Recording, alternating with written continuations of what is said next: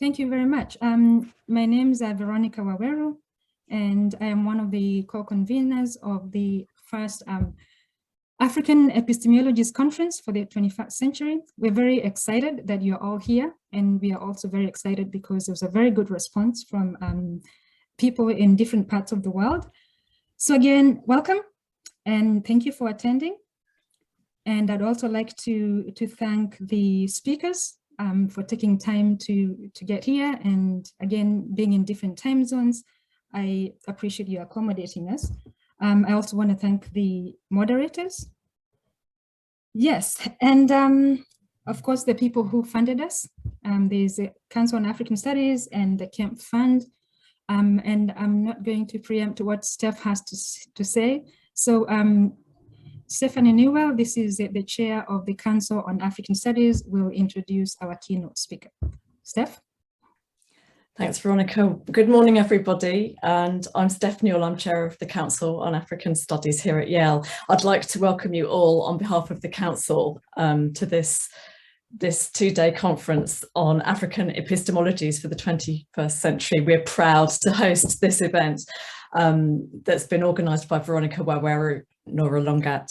It's a timely and important conference connecting academics and practitioners together across the world. We've got a very international audience for the exchange of ideas, including distinguished professors such as Chakanetsa Mavhunga, who is our first keynote speaker of the session. And also we'd like to welcome emerging scholars such as the graduate researchers who are joining us from Uganda and Nigeria and Germany. And you're all most welcome.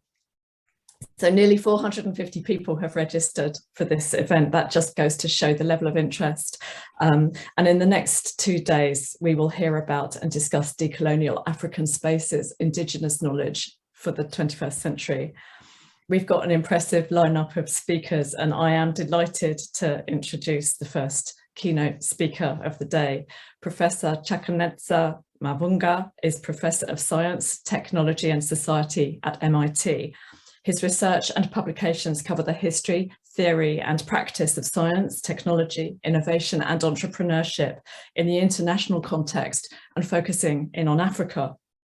He's the author of Transient Workspaces, Technologies of Everyday Innovation in Zimbabwe. That's a book that was published in 2014, and it received honourable mentions for two of the most distinguished prizes, one being the Turku Prize of the European Society for Environmental History, and the other being the Herskovits Prize, which is now appropriately better called the Best Book Prize of the African Studies Association, and that was in 2015.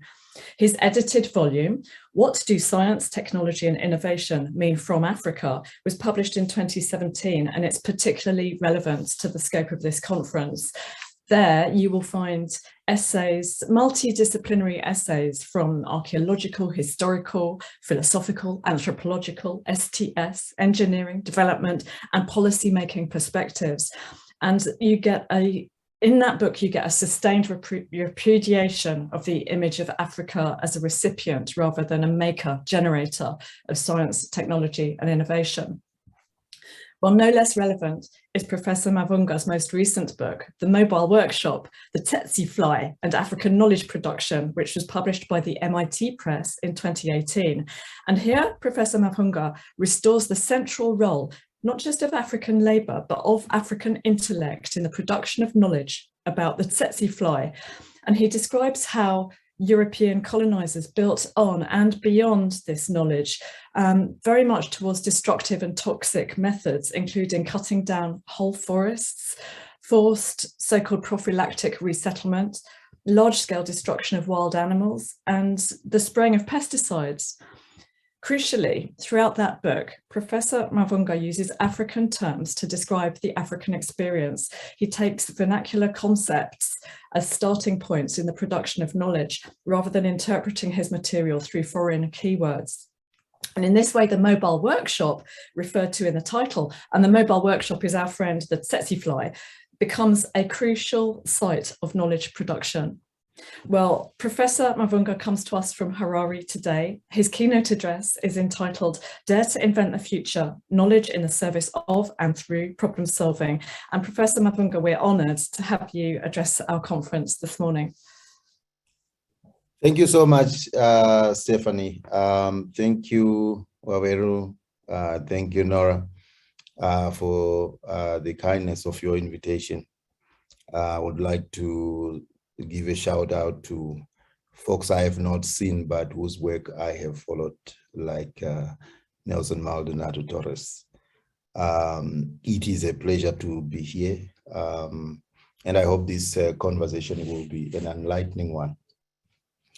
Dare to invent the future, knowledge in the service of and through problem solving comes out of a frustration that some of the knowledges that some of us have published may or may not even translate in real practice. And so it was written just as I was beginning the kind of community engaged work in the service of problem solving that I'm involved in my village. Straight after this workshop, this is probably the last day I'll be in town before I get back to Boston. It was Thomas Ankara who captivated my interest in these questions of why we know, who we write to. Not that I'm not saying who we write for, but to, and what we know for. In particular, that famous speech in 1985, in which he said, "You cannot carry out fundamental change without a certain amount of madness." It took the madmen of yesterday for us to be able to act with extreme clarity today. I want to be one of those madmen. We must dare to invent the future. Much of what Sankara says in the Thomas Sankara Speaks collection of his speeches and interviews echoes what young Africans home and abroad often ask me in my interactions with them concerning the fruits of independence or lack thereof. And these are some of the questions.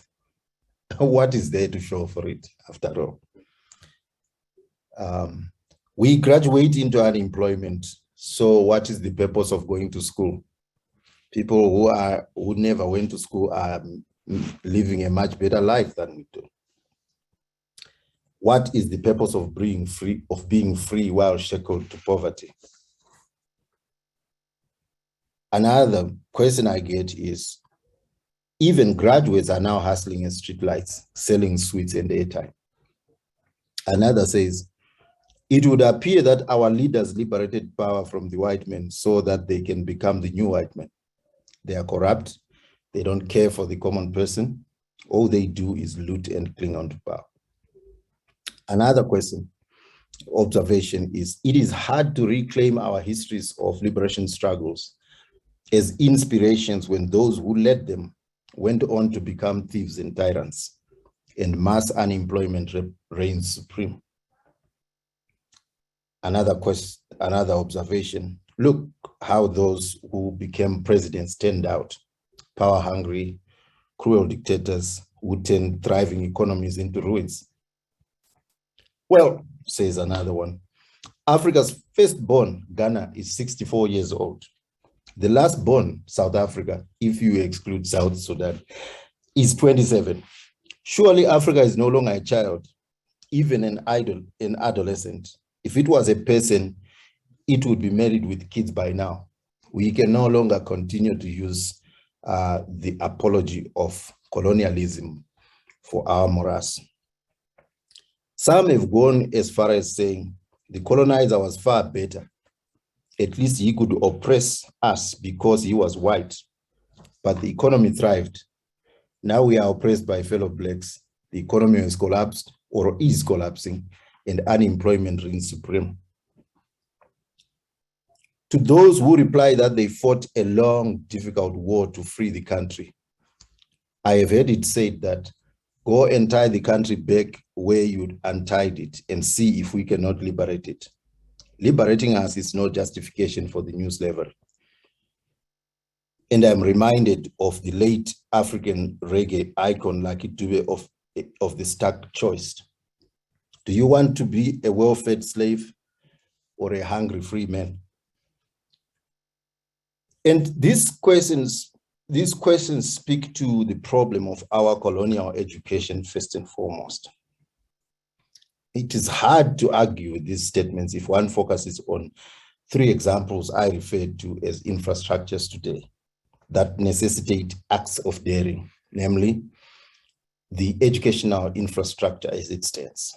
Second, our physical infrastructure. Third, what I call infrastructures of the mind.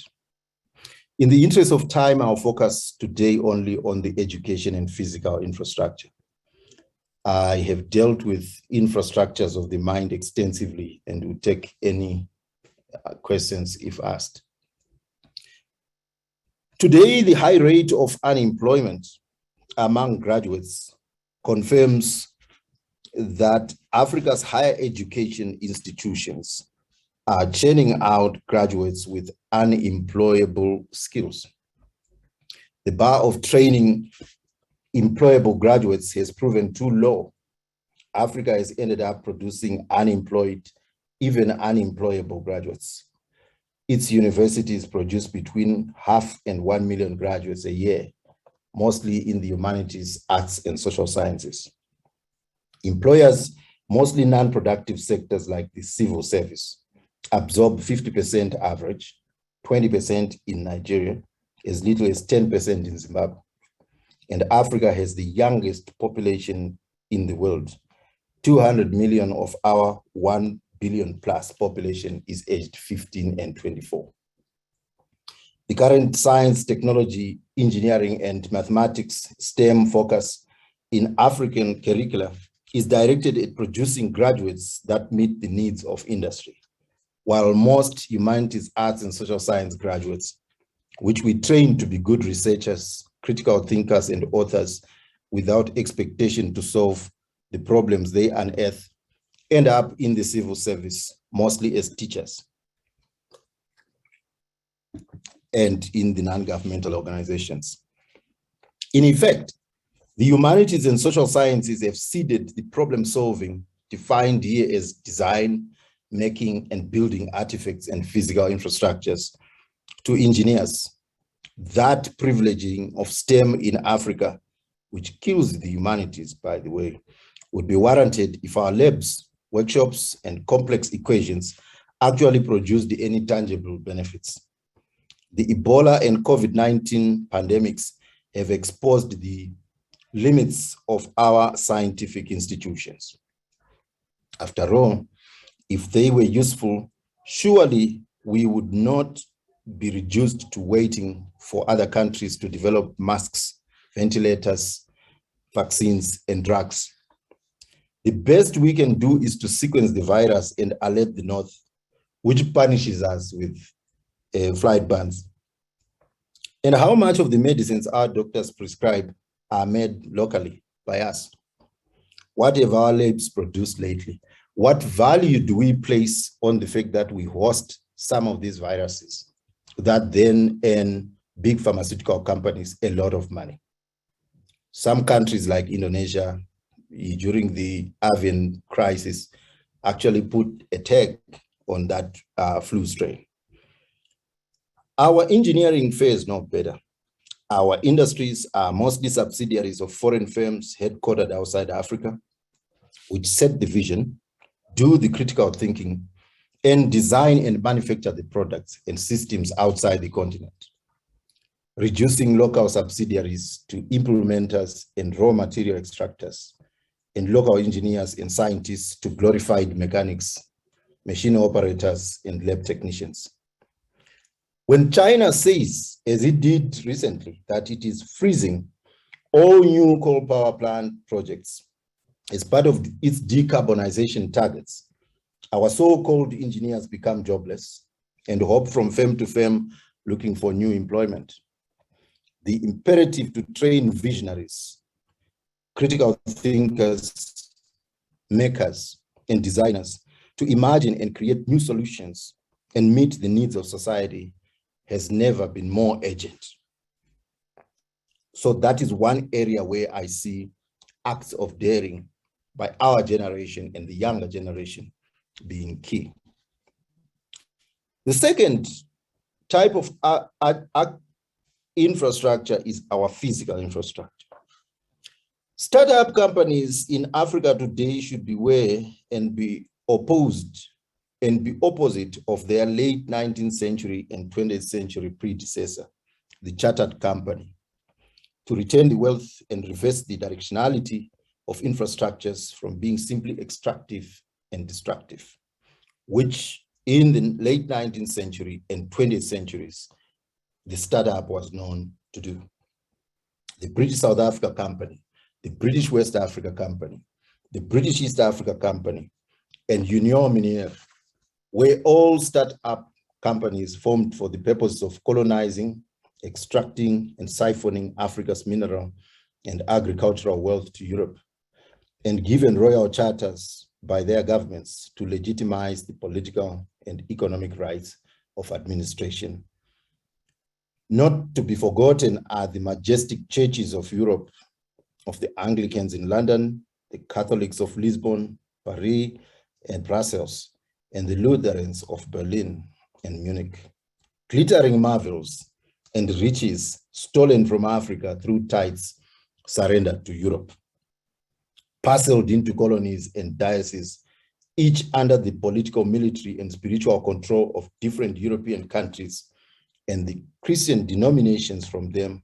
Africa ceased to belong to Africans from a natural resources, land, wealth, and infrastructural perspective.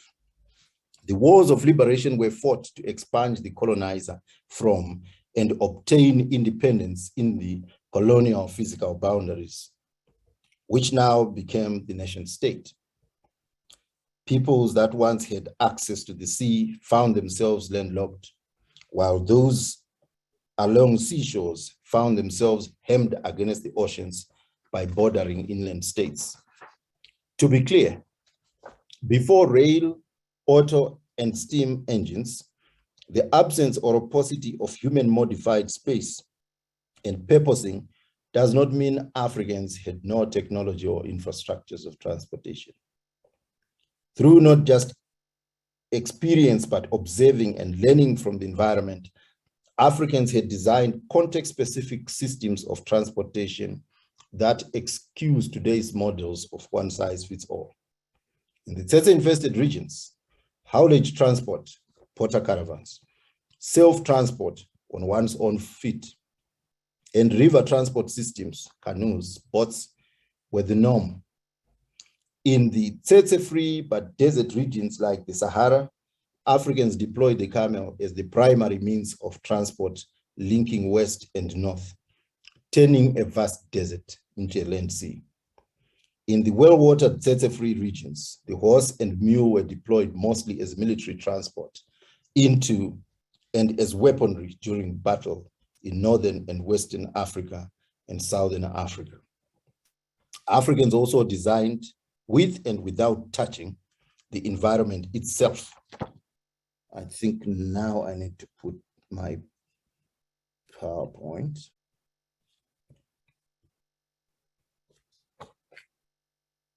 Where was I?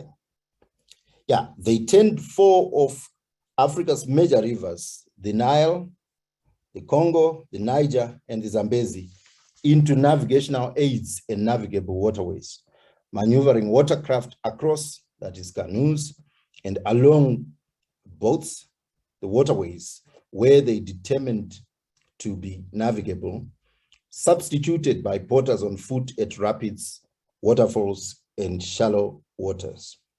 They tamed the Nile's riverbanks, designing the Shadoof to draw water from the river to irrigate their fields with dikes and canals. The advent of the transatlantic trade in Africans as slaves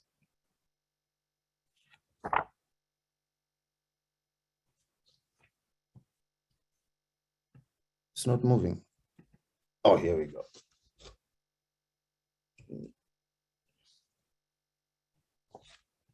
The advent of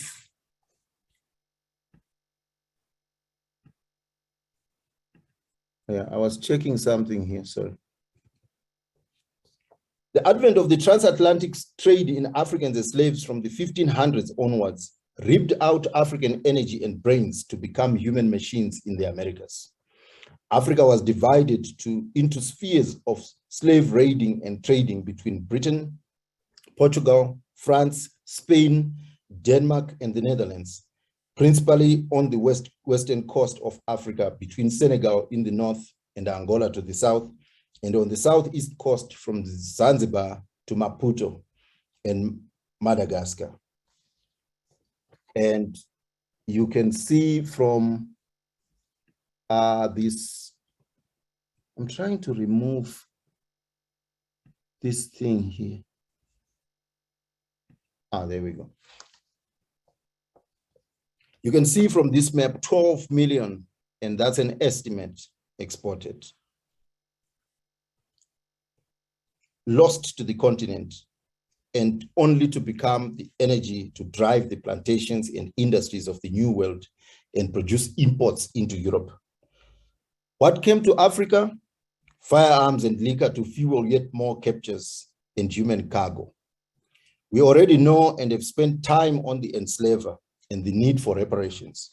My interest lies in Africa's continuing loss of knowledge and innovation carried in the minds and practices of the captured and enslaved, along the lines Jerry Augusto is taking, which others like Candice Goucher, John Thornton, and others have enunciated. With the development of the steam engine,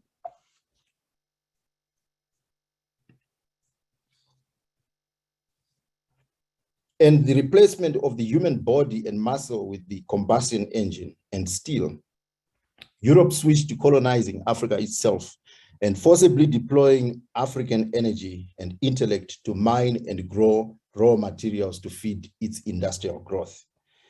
This was the second major phase of physical partition after the slave raiding map. The rules of territorial partition were agreed at Berlin among European countries. Africa was not represented. Interestingly, some of the countries involved in the partition of Africa into slave raiding zones, like Spain, France, Britain, and Portugal, were now joined by the recently unified states of Germany and Italy, as well as small Belgium, whose King Leopold II was claiming a personal colony many times larger than his small country. Britain annexed territories that later became 18 countries, while France took 14, Germany 6, Portugal 3, and the rest 1 each. Berlin is interesting because it facilitated the creation of an outward-facing extractive infrastructure of feeder roads, which you see on your map to the right, from mines, forests, and farms to railway lines and ports to siphon out Africa's agricultural and mineral wealth. Many of the same pathways and roads developed or popularized for purpose of bringing captive Africans to the ports and from the ports themselves inland were extended to now carry raw materials out to feed Europe's development, also called the Industrial Revolution, and bring the finished products of Europe's factories. So Africa's importance to Europe, I would argue, continued to be that of a producer of raw materials, except now the primary production was in Africa and not the Americas. The value addition was deliberately done in Europe to develop the economies and create jobs there, while denying Africans the capacity to manufacture and develop on their own terms, and to therefore turn its people into a vast and deep, cheap reservoir of labor and a captive market for Europe's finished goods. Walter Rodney talks a bit about this in How Europe Underdeveloped Africa. There was little effort at intra-Africa integration in terms of infrastructure. Today, it takes more time to fly between African countries than from Africa to Europe and to the United States. In fact, we sometimes must go to Europe first before flying back to a country right next door. Most roads and railways were built to link farms, mines, and white settlements to railroads and or to ports. They faced outward to the ports, siphoning wealth out of Africa.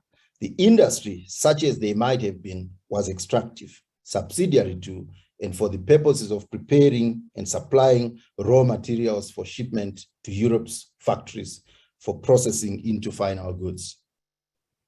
Only places of significant white settlement, like South Africa, were partially interlinked internally, but nowhere on the scale that I have found in my travels in Europe or the United States. The fixed telecommunications infrastructure was similarly partitioned according to European colonial territories. The telegraph and then the telephone lines stretched along the major roads. The police station, the telephone lines, the telegraph office, and the telephone exchange were initially security infrastructures before they became a basic good that showed that somebody was more civilized than the local Africans. In 1932, with the development of the Marconi beam wireless telegraph system, wireless communication paved way for the British to launch Africa's first radio dedicated to Africans, the Central African Broadcasting Services, CAPS.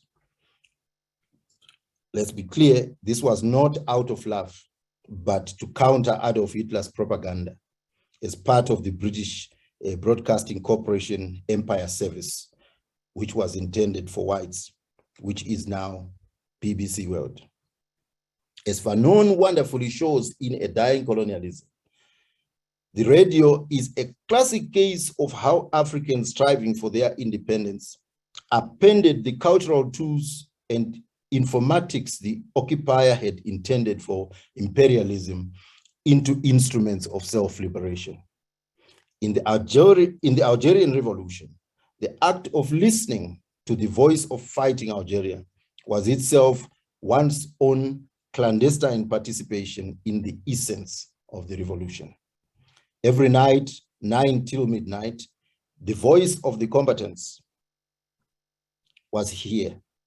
Behind each modulation, each active crackling, the Algerian would imagine not only words, but concrete battles raging on. There was no separating listening to the voice of fighting Algeria from being at one with the nation in its struggle. The act of tuning in and listening to radio became a process of new national formulation.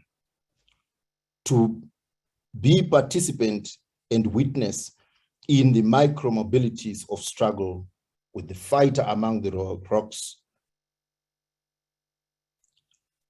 among the jebels, ducking, diving, escaping, attacking, winning, dying for us. This is what it meant for the ordinary person. Dying, not just for us, but for me personally. That was the impression. Dying for Algeria. Most liberation movements in Algeria, Angola, South Africa, Guinea-Bissau, Zimbabwe, and Cabo Verde had their own radio stations. This was not just limited to Algeria.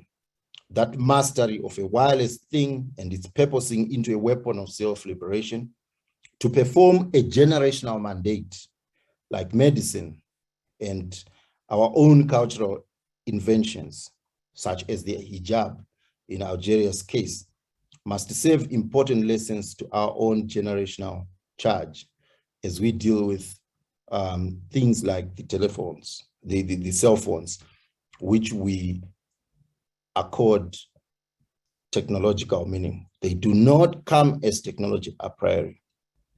We anoint them technology based on us touching them and them answering to our needs. The challenge now is to relink Africa towards not just European or Western, but global destinations on one hand, and to integrate Africa internally on the other. In other words, having asked where our innovations were going when they were murdered, stolen, diverted, or interrupted by European occupation, and having expunged the colonizer and reclaimed the infrastructures our forebears had slaved to build using their muscles and knowledges under colonialism.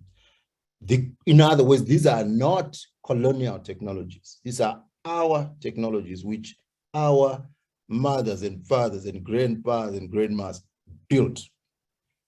The question now is to take this inheritance, evaluate its weaknesses and biases, and dare to invent truly liberating and liberated infrastructures.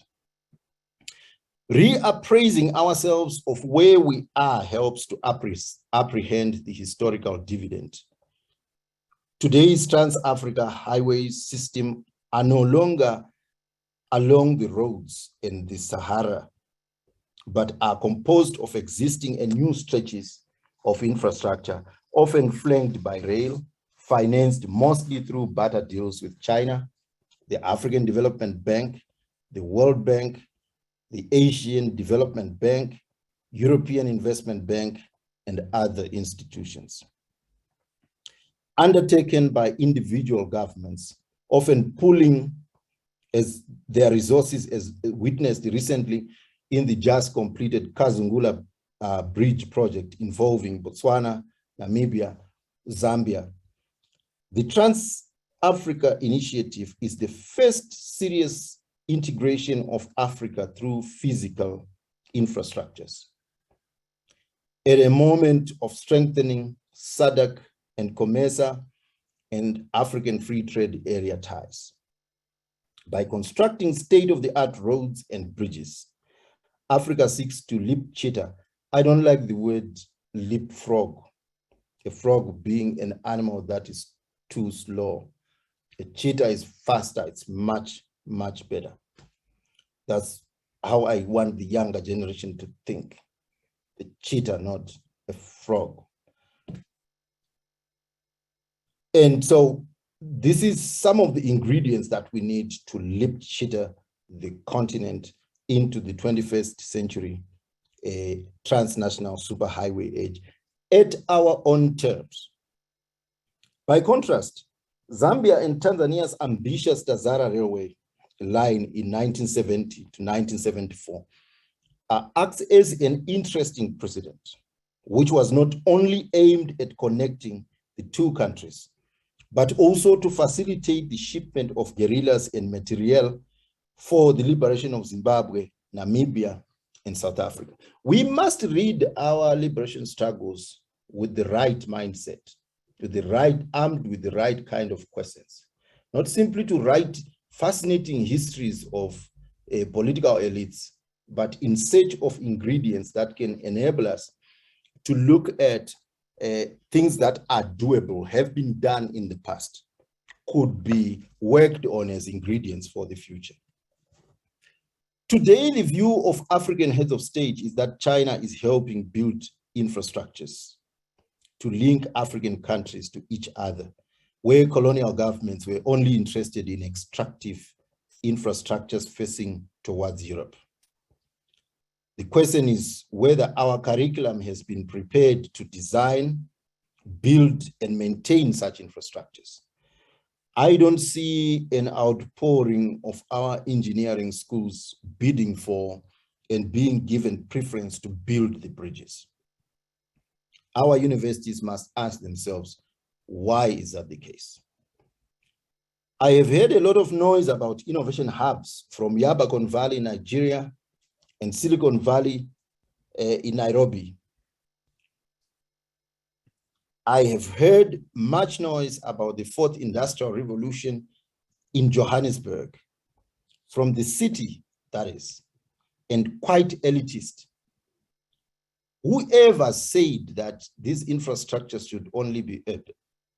Because what we are doing is to substantiate, create a straw man and try and sustain it or destroy it.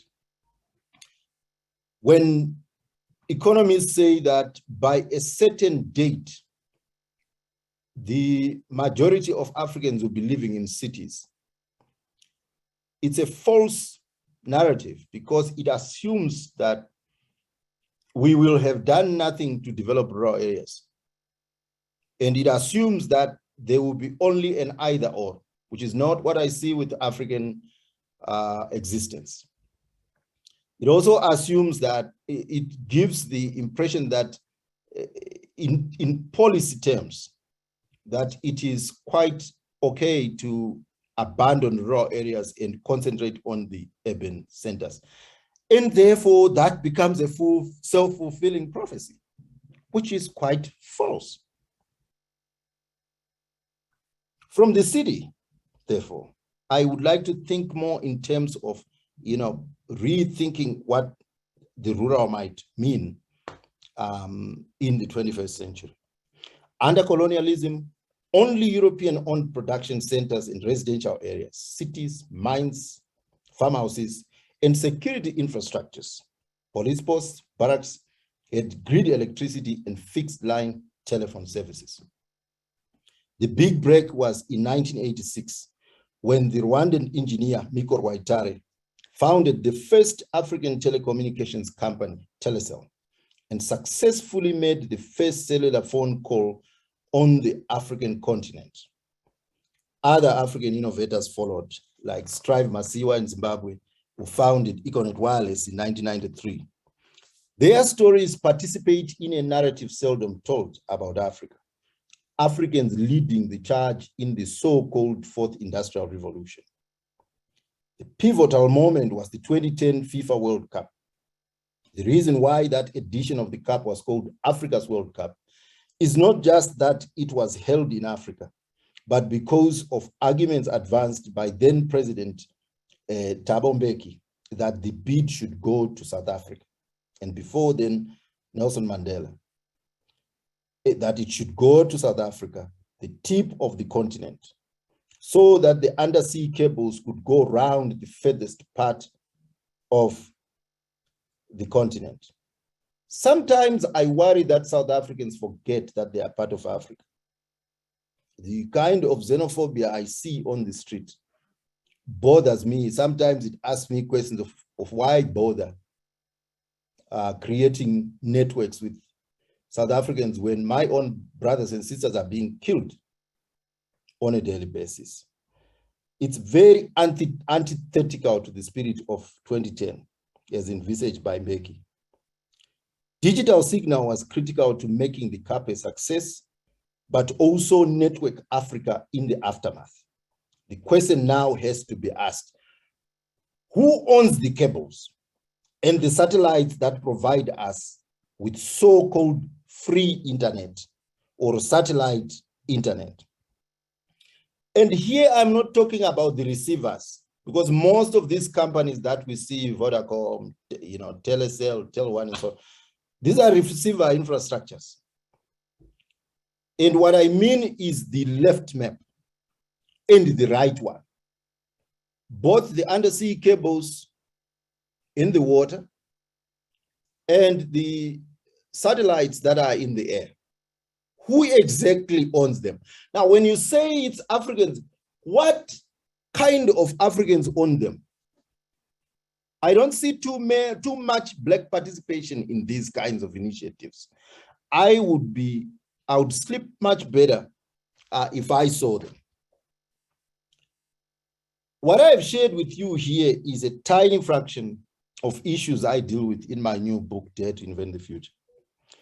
This is not simply knowledge for the sake of publishing, but to point to areas of opportunity that we should turn our attention to in order to invent, to put energy and money in our continent. I am not a bystander to this. That is why I'm in my Zimbabwe trip now, which I'll be happy to talk about. And the reason why I'm doing what I'm doing is that tomorrow when I challenge you by saying, what have you ever done for your own village? I will point to what I've already done for mine. I'm not talking about the whole of Zimbabwe or the whole of South Africa or the whole world or Africa. I'm talking of your own village. And I'm not talking of your own homestead. It doesn't count. That's yours. And because the book is devoted to young Africans home and abroad, to seize these opportunities today to invent the future, to follow where the intellectuals who have committed suicide to their elitist theoretical identity as academics and have been reborn as intellectuals for and with the people. As Amilcar Cabral implored his fellow Petai bourgeois during the Guinean-Bissau struggle and Cabo Verde struggle, I want to end with this poem that I start with in the book. Never worry about things you can't change, only those you can. Never be content with waiting for the bus. Get on the bus. Never be content with being a passenger or a conductor on the bus. Drive the bus. Never be content with driving the bus on the bus. Never be content with owning the bus on the road. Never be content with not traveling because there is no path. Make the path. For then you control not just the vehicle, the way and the journey. Never be content with being a messenger. Make your own journey. Never be content with elaborating the visions of others. Be the visionary. Never have visions that end as visions. Make them realities. Never be just a critic. Be the builder. Never limit your horizon. Have no horizon. Thank you.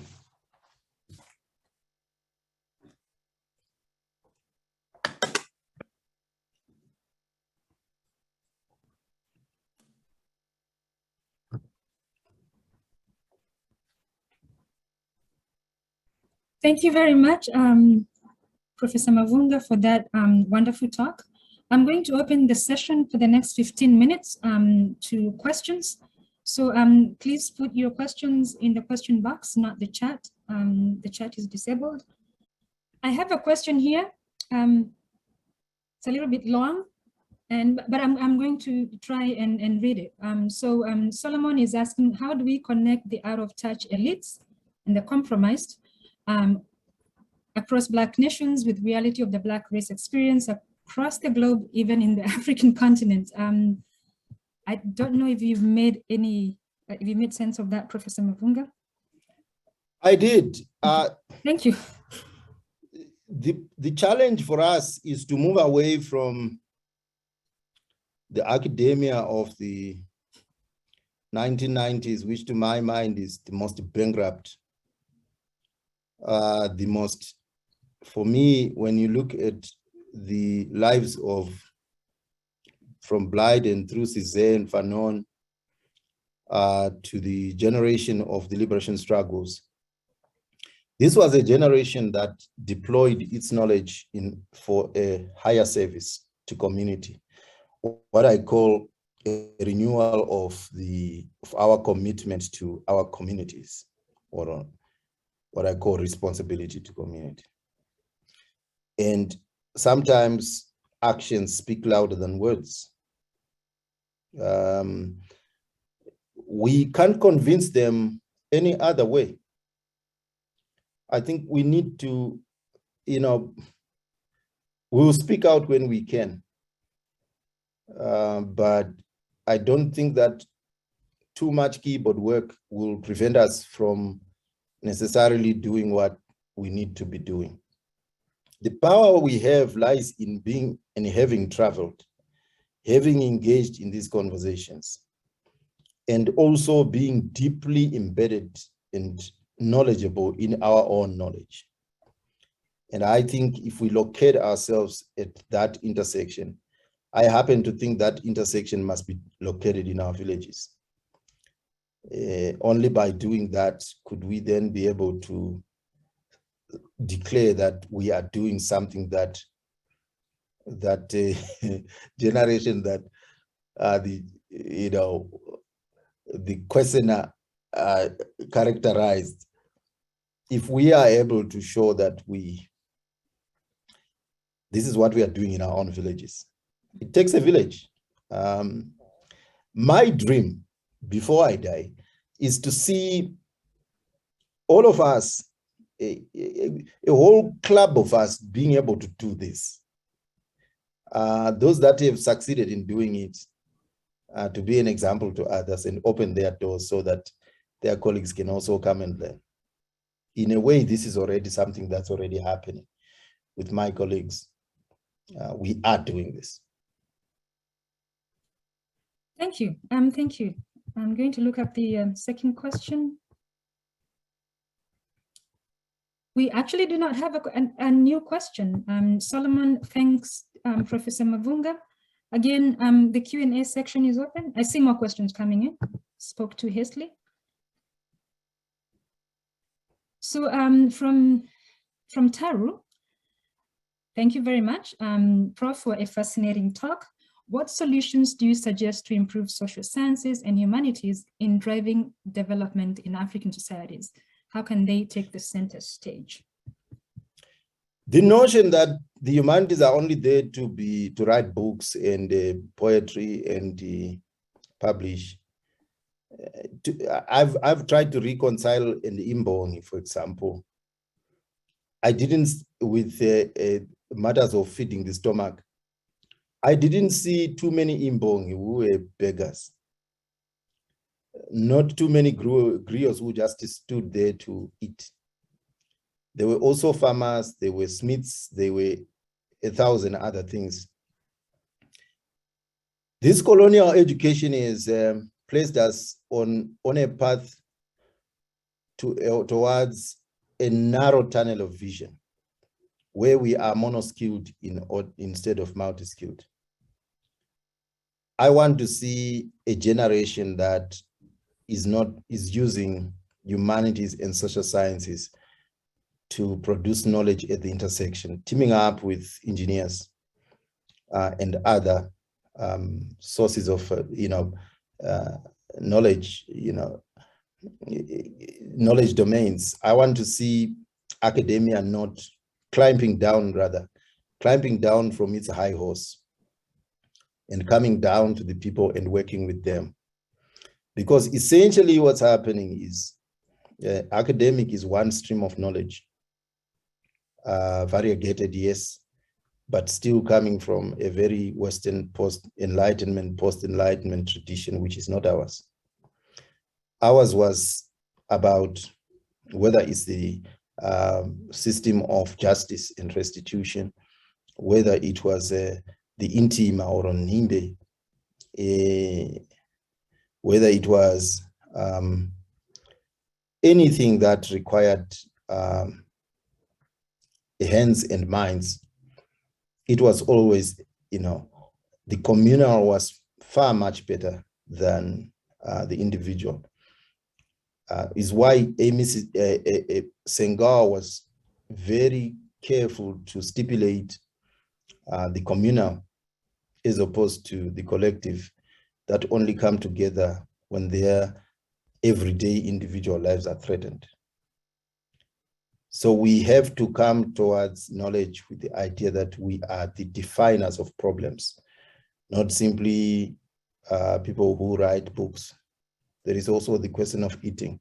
I happen to believe that every discipline, when marshaled towards solving a particular human problem that is urgent to us, is capable of generating anything other than the things that only academics care for. Thank you. Thank you. We have a few more questions, but we're also running out of time. So if I don't get to read your questions, my apologies for that. So I'm going to move on to the next question. Yeah. Nyamukachi asks, currently incentives in universities are biased towards journal publications. What should policymakers and university managers do to incentivize the kind of work and action that you're advocating for? We have to start thinking about an intellectual life that touches people's hearts, that touches people's lives, a much more empathetic mode of intellection, which is not necessarily academic. It doesn't have to be. as long as it addresses our major problems, we will be fine. The danger, what I'm seeing is that simply because everybody is parroting interdisciplinarity, everybody runs towards interdisciplinarity. Further entrenching the disciplines without questioning what the disciplines mean as a colonial construction. I think we are better off trying to be much more critical. Okay, now we are getting many more questions. So I will keep asking them, and when we run out of time again, please forgive me if we don't get to your question. So we have an anonymous attendee. Thank you for your amazing presentation. Does the rhetoric of the Yaba Valley in Lagos and some Silicon Valley in Kenya suggest some epish, imitative innovation models that send? Yeah. Yeah, okay. It's true. I have had interactions with both communities, and I've been very frank with them that there are more white people in Nairobi than there are black people in the tech sector. And that alone should tell you why. Where is the money coming from? It's coming mostly from Silicon Valley. I think that Nigerians were up to something. There was no need for them to take the Silicon part of it to call it, it's Yaba Valley. Let's be proud in our Africanness. There is nothing wrong with our black skin at all. If I don't become a mushroom in the next life, I still want to have this black skin. We have to have that pride in ourselves rather than being a kind of self-mortifying mass. It's a poor move. And at the end, you know what, all you have is this centers of elites that are purporting to be Steve Jobs. What are you doing to yourself? How many problems have you really addressed with the elders or in the village? Meanwhile, the kids continue to go to school hungry or barefoot, just like you used to do. All right, thank you. I'm going to move on to the next question, and I'm going to do this randomly. So, Carmen, thank you for your talk. The map on the satellites are revealing of how much control can also happen from the atmosphere. This is a long question. Yeah. Where are places to find information on how AFRICON and the US proxy wars for territorial extraction and settlement in Africa are using other methods of entrance and support to recolonize Africa? I missed your question, but I guess the general tenor of it is that we have to be very careful of the things that come out to us as free. Nothing comes for free. Let's just be clear about that. There's also the danger that we are being told to input our languages. I saw this at University of Johannesburg.